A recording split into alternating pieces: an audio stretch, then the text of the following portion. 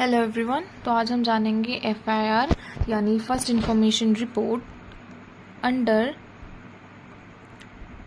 BNSS यानी भारतीय नागरिक सुरक्षा संहिता।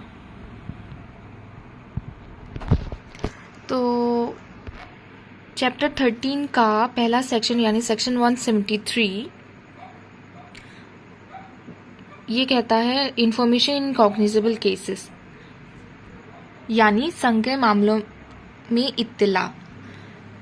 इसको जनरली एफआईआर भी कहा जाता है यानी फर्स्ट इंफॉर्मेशन रिपोर्ट।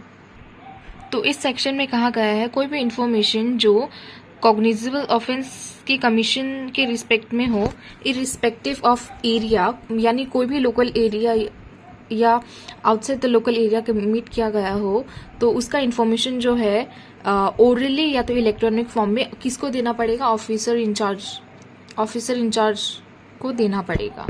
अगर ओरली दिया गया तो ऑफिसर इंचार्ज या तो खुद से या तो किसी और को ये डायरेक्शन देगा उस इंफॉर्मेशन को रिटन में या लिखित में रिकॉर्ड किया जाए और सुनाया जाए उस व्यक्ति को जिसने ये इंफॉर्मेशन दी है। इसके अलावा इंफॉर्मेशन रिकॉर्ड करने के बाद साइन भी कराया जाएगा उस व्यक्ति से जिसने ये इंफॉर्मेशन दी है। Bye electronic communication. तो इलेक्ट्रॉनिक कम्युनिकेशन का दिया गया है सेक्शन 2I में इलेक्ट्रॉनिक कम्युनिकेशन डिफाइन किया गया है। तो अगर कोई इन्फॉर्मेशन इलेक्ट्रॉनिक कम्युनिकेशन के द्वारा दी गई हो तो उसको रिकॉर्ड किया जाएगा और साइन किया जाएगा उस व्यक्ति के द्वारा जिसने ये इन्फॉर्मेशन दी है। कितने दिन के अंदर? 3 दिन के अंदर। इसके बाद जो इन्फॉर्मेशन जो है वो रिकॉर्ड की जाएगी और इसको एक मेंटेन किया जाएगा एक रजिस्टर में, जो कि रखा जाएगा हिफाजत के साथ उसी पुलिस ऑफिसर के साथ जिस in the form and manner as the state government में make rules in this Bihar. यानी स्टेट गवर्नमेंट जिस तरह से रूल्स बनाएगा उसी रूल्स के अंतर्गत ये रजिस्टर को मेंटेन किया जाएगा ऑफिसर इंचार्ज के द्वारा। इसके बाद इसका प्रोवाइजो जो है फर्स्ट प्रोवाइजो ये कहता है कोई भी ऑफेंस जो कि एक महिला के अगेंस्ट की गई हो, जो कि सेक्शन 64 to 79 या सेक्शन 124 और भारतीय न्याय संहिता के अंतर्गत आता है। सेक्शन 124 यानी वॉलेंटरली कॉजिंग एसिड अटैक, जहाँ मैंने लिखा भी है, ऐसे आप नोट कर सकते हैं सेक्शन 124। तो ये सब मेंशन जो ऑफेंसेस है, अगर किसी महिला के अगेंस्ट ये सब कमिट किया गया है तो इसकी इंफॉर्मेशन जो है वुमेन पुलिस ऑफिसर ही रिकॉर्ड करेंगी। उसके बाद फर्दर प्रोवाइडेड ये कहता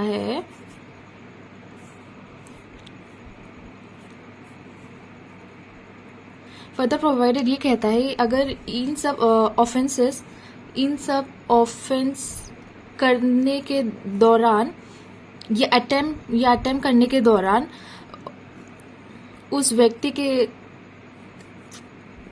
टेम्परेली या परमानेंटली कोई फिजिकली या मेंटली कोई डिसेबिलिटी आ गई है, तो उसके अंतर्गत ये जो इंफॉर्मेशन जो है ऑफेंस से रिलेटेड ये रिकॉर्ड की जाएगी पुलिस ऑफिसर के द्वारा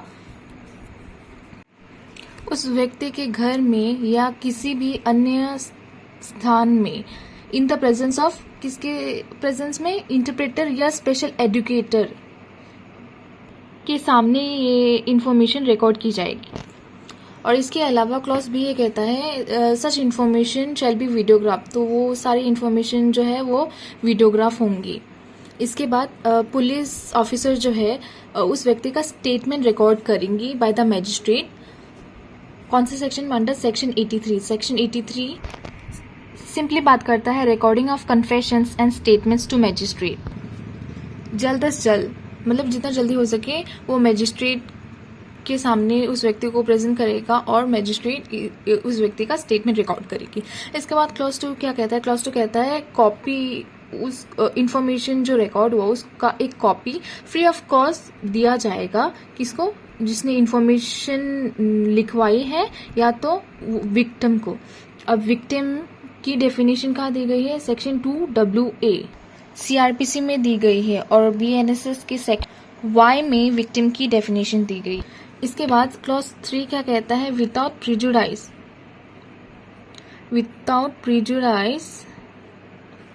क्या कहता है, without prejudice to the provisions mention under section 175। Section 175 के सेक्शंस या प्रोसीजर को ना छेड़ते हुए पुलिस ऑफिसर जो अगर उसको ये इन्फॉर्मेशन मिली कि कोई कॉग्निजेबल ऑफेंस कमिट हुआ है जो कि 3 साल के लिए पनिशेबल है या उससे ज़्यादा लेकिन 7 साल से कम, उस केस में जो ऑफिसर इंचार्ज पुलिस स्टेशन के होंगे वो with the prior permission of officer not below the rank of deputy superintendent of police, जो deputy superintendent of police DSP है उसके परमिशन के बाद nature and gravity of the offence decide करने के बाद प्रिलिमिनरी इंक्वायरी की तरफ प्रोसीड करेंगे to ascertain whether there exist a prima facie case, ये डिसाइड करने के लिए कि इस केस में प्राइमा फेसी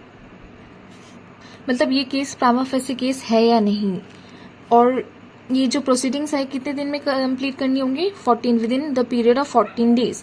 इसके बाद अगर वो पुलिस ऑफिसर सेटिस्फाइड हो जाता है कि there exist a prima facie case, then वो then the police officer will proceed with the investigation of the case।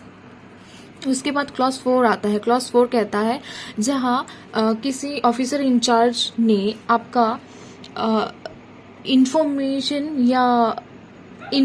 जो है या किसी कॉग्निजेबल ऑफेंस की सूचना रिकॉर्ड करने से मना कर दिया, तो आप या तो राइटिंग में या तो by post superintendent of police concern जो है उसको ये सूचना दे सकते हैं, और अगर सुपरिटेंडेंट ऑफ पुलिस सेटिस्फाई है कि वहाँ सच में कोई कॉग्निजेबल ऑफेंस हुआ है, तो या द सुपरिटेंडेंट ऑफ पुलिस जो है या तो खुद इन्वेस्टिगेट करेंगे या तो किसी सबऑर्डिनेट ऑफिसर को ये डायरेक्ट करेंगे कि वो फर्दर इन्वेस्टिगेशन करे।